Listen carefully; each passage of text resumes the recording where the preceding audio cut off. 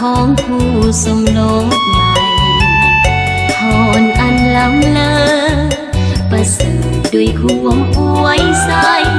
ขอท่านทั้งสองจงได้มันในผัวเดียวเมียเดียวสองวางในนึกไทยมันหมายสิ่งใดของจงได้สมดังวาจีหวังได้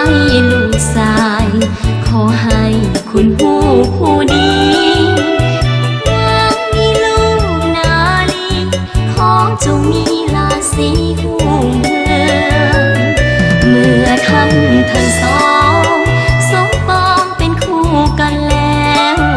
ได้เป็นผัวที่เมียแก้วแน่แล้วด้วยใจหมายมั่นหากพี่พังไปจงอภัยต่อกันสุขีส่วนนิดนิรันดร์จงสุขสันต์ในวันวิวา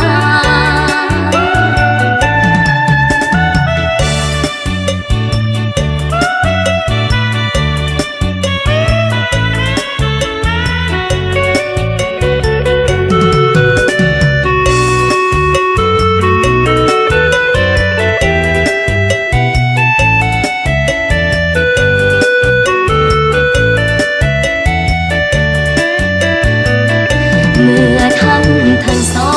งสมปองเป็นคู่กันแล้วได้เป็นผัวที่เมียแก้วแน่แล้วด้วยใจหมายมั่นหากพี่พังไปจงอภัยต่อกันสุขีส่วนนิดนิรันดร์จงสุขสันต์ในวันวิ